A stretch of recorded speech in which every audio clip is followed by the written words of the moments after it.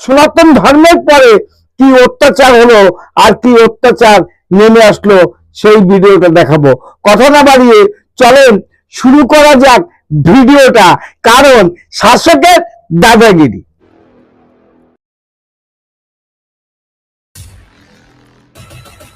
আপনারা জানেন জীবনে আমি কোনো অন্যায়কে কোনোদিন প্রশ্রয় দিইনি। নমস্কার, আমি কৃষ্ণপদ অধিকারী। আমার ছোট্ট একটা ইউটিউব চ্যানেল আছে, চ্যানেলের নাম don't care, Facebook page Krishna Krishna. আমার ভিডিওটা যদি ভালো লাগে লাইক শেয়ার কমেন্ট করবেন। বলতেই তো পারি, দাবি রাখতেই পারি।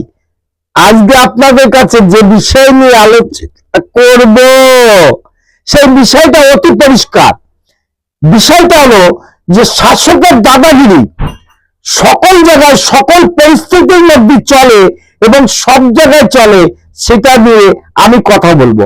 কারণ আমরা সনাতনীরা হয়ে আমরা কি পুজো দেওয়ার কোনো অধিকার নেই। সেখানে গিয়ে আমাদের মারধর খেতে হবে, আমাদের অপমান অপদস্থ হওয়া লাগবে। এটা কোন রাজ্যের নিয়ম এবং কোন দেশের নিয়ম জানি না, কিন্তু আমরা ভারতবর্ষ থেকেও আমাদের পুজো আশ্রয় করার জন্য যে আমাদের বাধা আসে এবং আমাদের মারধর খেতে হয় শাসকের দাদাগিরিতে, সেটা নিন্দা জানানোর কোনো ভাষা নেই। কারণ বিগত দিনে আমরা দেখেছি যে আমাদের সনাতন ধর্মের পরে এবং অত্যাচার যেভাবে দিনের পর দিন হয়েছে, সেটা কোনো সুখের কাম্যর জায়গা নাই। সেখানে দাঁড়িয়ে আমরা পুজো করতে গেলেও আমাদের মারধর খেতে হবে, আমাদের মা বোনের অপমান অপদস্থ হতে হবে। এটা কোন রাজ্যে কোন রজক চলছে এই বাংলায় জানি না, কিন্তু দেখানোর চেষ্টা করছি যে আমরা পুজো দিতে গেলেও সেখানে অপমান অপদস্থ কিভাবে হচ্ছি দেখাবো সেই ভিডিওটা। সঙ্গে থাকেন যে আমাদের এই শিবরাত্রির দিন আমাদের সনাতন ধর্মের পরে কি অত্যাচার হলো আর কি অত্যাচার নেমে আসলো সেই ভিডিওটা দেখাবো। কথা না বাড়িয়ে চলেন শুরু করা যাক ভিডিওটা, কারণ শাসকের মন্দিরে পুজোর জন্য লাইনে দাঁড়ানোকে কেন্দ্র করে তুলকালাম কাণ্ড। সেখানকার এক যুবককে একবার সিনেমা স্টাইলে চুলের মুঠি ধরে ঘাড় ধাক্কা দিয়ে মন্দিরের বাইরে বের করে দেওয়ার অভিযোগ উঠল তৃণমূল কাউন্সিলরের ছেলের বিরুদ্ধে।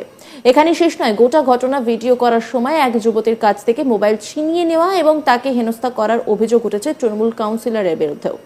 কাউন্সিলর ও তার ছেলের দাদাগিরির ঘটনা সামনে আসতেই সোশ্যাল মিডিয়ায় তোলপাড় পড়ে গিয়েছে। তবে কাউন্সিলর ও তার ছেলের দাবি এমন কিছুই হয়নি। ভাইরাল হওয়া সেই ভিডিও একবার দেখাবো আপনাদের।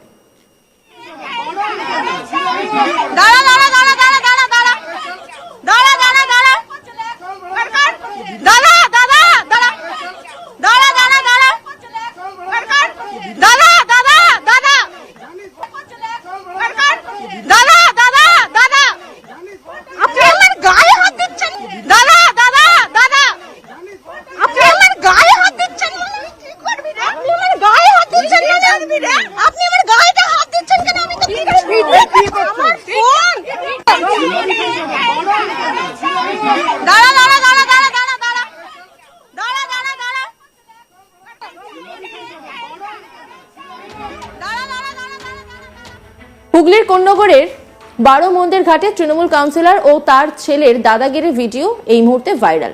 রাজ্য জুড়ে যখন মহিলা নিরাপত্তা নিয়ে প্রশ্ন উঠেছে, ঠিক তখন উত্তরপাড়া থানার অন্তর্গত কোন্নগর 12 মন্দির ঘাটে শাসক দলের কাউন্সিলর অঞ্জলি ব্যানার্জি এবং তার ছেলের শ্বেতাজ্য বিরুদ্ধে এক মহিলা ও তার সঙ্গীদের মারধরের অভিযোগ উঠল। নিগৃহীতা জানান যে 12 মন্দির ঘাট এলাকায় হঠাৎই হাজির হন মহিলা কাউন্সিলর অঞ্জলি ব্যানার্জি এবং তিনি বাক বিতণ্ডায় জড়িয়ে পড়েন এলাকারই লোকেদের সঙ্গে। এরপর ওই জায়গায় তার ছেলে শ্বেতাজ্য ব্যানার্জি দল বল নিয়ে আসেন। এরপর প্রথমে মহিলার গায়ে হাত দেন এবং মারধর করেন ও হাত থেকে ফোন ছিনিয়ে নেবার চেষ্টা করেন। তাকে বাঁচাতে গেলে তার সঙ্গীকে মারধর করে কাউন্সিলরের ছেলে। এই ঘটনায় বিচারের দাবি তুলেছেন আক্রান্তরা। অভিযোগকারী সোহিনী ভট্টাচার্য, তিনি কি বলছেন শোনাবো আপনাদের। আমরা কালকে 12 মন্দির গেছিলাম, আমি আমার বন্ধু তার বাবা মা পুজো দেওয়ার জন্য। তো আমরা ওখানে মাঝে মধ্যে যাই পুজো দিতে। তো আমরা যখন ঢুকি তখন কাউন্সিলরের সঙ্গে ওদের কিছু একটা ঝামেলা চলছিল।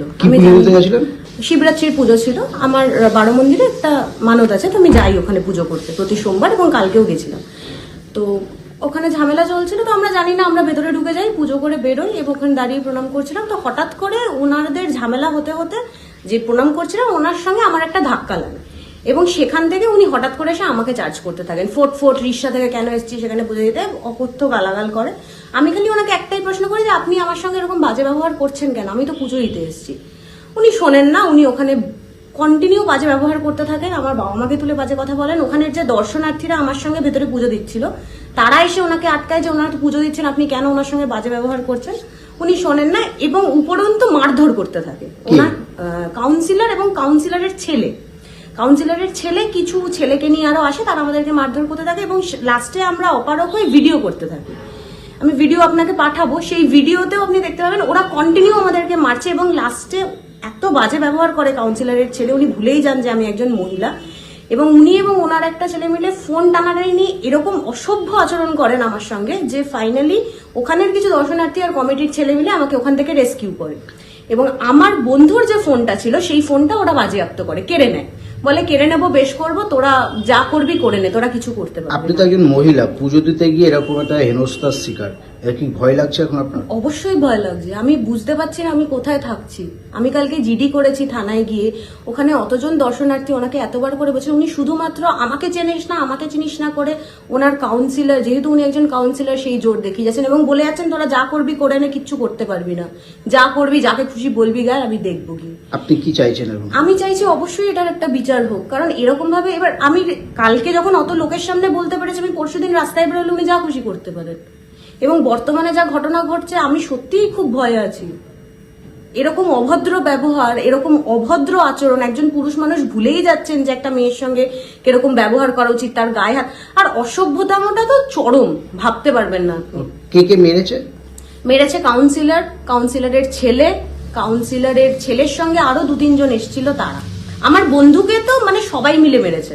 এটা তো বাংলার জনগণের প্রশ্ন, এই কাউন্সিলে মুক্ত বাতাস খেয়ে বেড়াচ্ছে কি করে আর ঘুরছে কি করে, এর বিরুদ্ধে কোন পদক্ষেপ পুলিশ প্রশাসন নেবে না কেন, তার জন্য এই ভিডিওটা করা।